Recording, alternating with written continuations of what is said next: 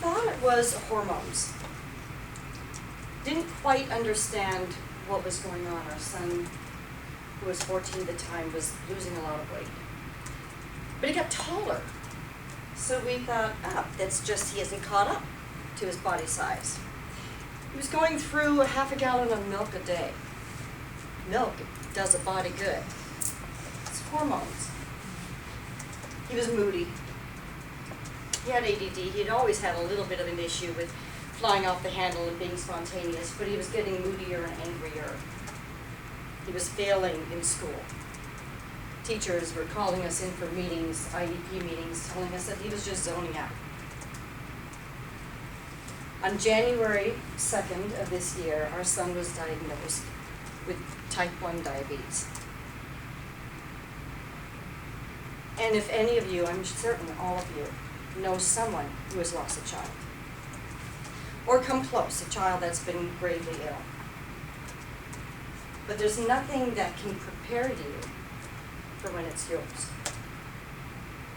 And the feeling of having a doctor in the emergency room look me in the eye and say, it's critical, we can't help him anymore. And if we don't get him on a helicopter into the ICU in Oakland,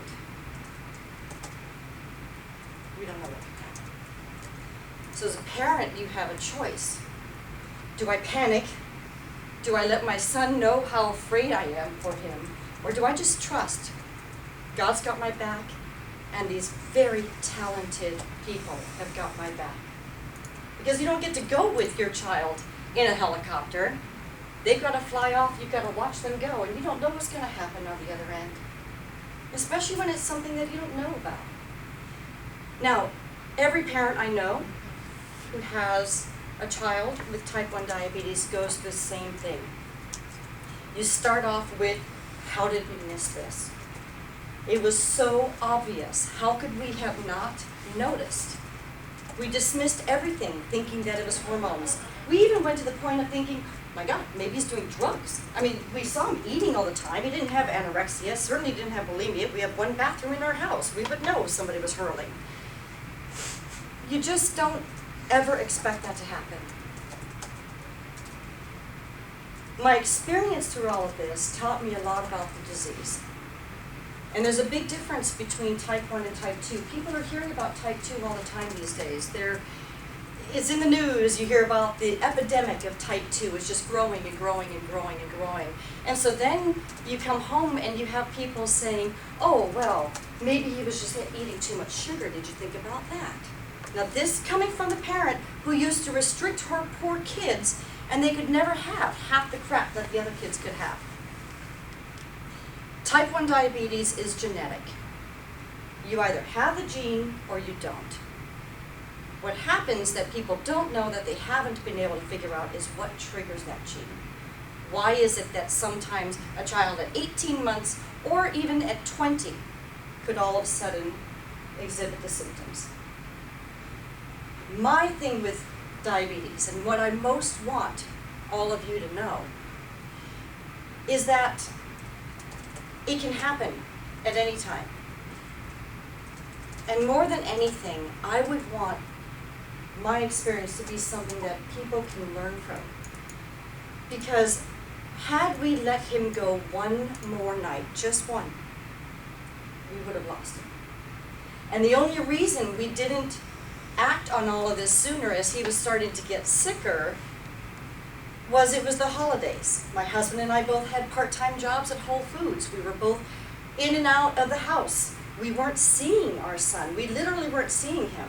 My mother was in the hospital. About the week before my son was diagnosed, I was either at the hospital taking care of her or I was working, and nothing in between. So I didn't see what was happening. And there were a lot of things that were there, but we missed it. Had we let him go one more day, I'd be in a very different position than I am right now. What I want is for every one of you to understand what the signs are.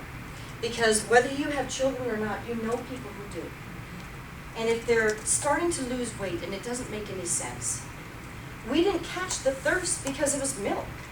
You know, you think thirst is water. but it can be anything. The thirst, the anger because their blood sugars are high. Basically, his blood sugars were well over 300 for more than 3 months. Now he often hits 600 and doesn't even notice it. It's just because his pancreas no longer works. But those signs, noticing frequent urination, peeing all the time, well, he's drinking a half a gallon of milk. I mean, we didn't put 2 and 2 together. But if you can remember what these signs are, and just always keep it in the back of your mind, tell people that you know about what those pivotal signs are. Then, you never know when you might save a life.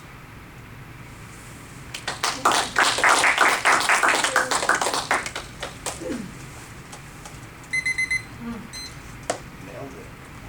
Yeah, that's it. Questions?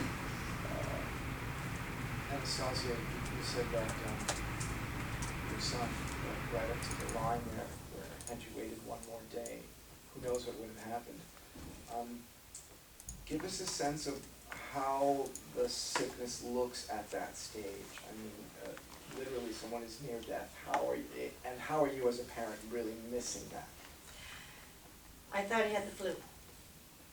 He had, the weight loss was gradual, and it was actually, we had realized that he had lost more weight than we could explain away. And we were going to go on a vacation. We were going to Disneyland and a family wedding and reunion. We had decided once we got back, we would take him to the doctors and find out what's going on. Because we knew at that point there had to be something else. And ironically, the day I was taking him to the doctors, in fact, the reason why we took him and didn't go one more night is because we had this road trip. And my husband and I were like, he's really sick. We thought he had the flu. It was flu-like symptoms. He just didn't feel well. New Year's Eve, he didn't feel well. And he spent the next day sleeping on the couch. That happens when you've got the flu. He had a barf bucket next to him. Everything seemed like the flu except that he didn't have a fever. But he just seemed sick, like a normal sickness. So you wouldn't think, you just don't go there. You don't go there. If you don't have diabetes in your family, it's just not something that even computes. So we thought he had to go to the doctors and get antibiotics to get better so that we could make this road trip 3 days later. That's the main reason why I took him. And ironically, we're in Petaluma, but our doctor's in Point Reyes, and the whole way there I drilled him. And I was like, okay, dude, we're getting your blood tested. And if you have done any drugs at all, they will find out, and they've got to tell the police before they even tell us. And then it was like, okay, all right, well, there was that one time in 7th grade when somebody had a joint, and so I had a little bit of that. He just like started spilling stuff, like in Goonies, you know, with the whole Goonies, and I barfed all over them.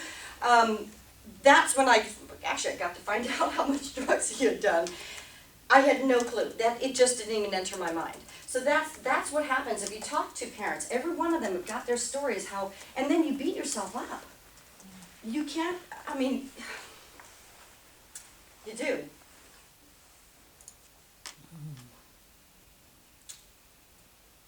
And it's illogical. And there's support from everyone else who's been through it. And they say, don't beat yourself up, because we missed it too. The only people who don't miss it are the ones that have personal experience with it. Either they're in the medical field, or they have it in their family. And it's ironic, as things had happened to work out. My brother-in-law, through marriage, has had it for 54 years. He's a walking miracle. And this is the first Christmas that we have ever had where my brother-in-law and sister were not with us. Had my brother-in-law been there, he would have seen it. They also live in Oregon, so they would have seen the vast difference in Nate since the last time they saw him 3 months beforehand. He would have caught it like that. And wouldn't you know, that's the one Christmas that they were not with us. So we didn't know. And that's why it's so important to me to let people know what the signs are, to be looking for it, because it's so easy to dismiss it, especially when it's potentially hormonal stuff. so much of this stuff has to do with hormones. You can whisk everything away with that, or just being sick with a flu. So What about the school? the school. Oh, did that? I'm sorry. And did that? Oh, thank you. Yeah, do they not have any idea about symptoms like this if this is not an uncommon thing? I mean, I'm just Yeah. wondering, you know, It's if, not. It's not.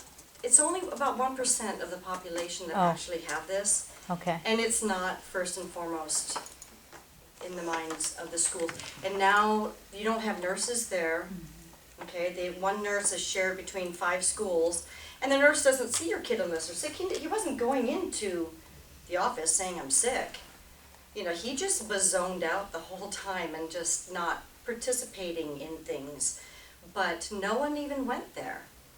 You know, so I think now they probably will. My best friend works for a school, and she has seen someone and been able to point it out to them. You know, so it's awareness. This is all about awareness. It's just people having the opportunity that in casual conversation, finding out from their kid, you know, or from a friend that, oh my kid's losing weight or whatever. Just always ask the question. It's a simple blood pinprick. You can find out like that.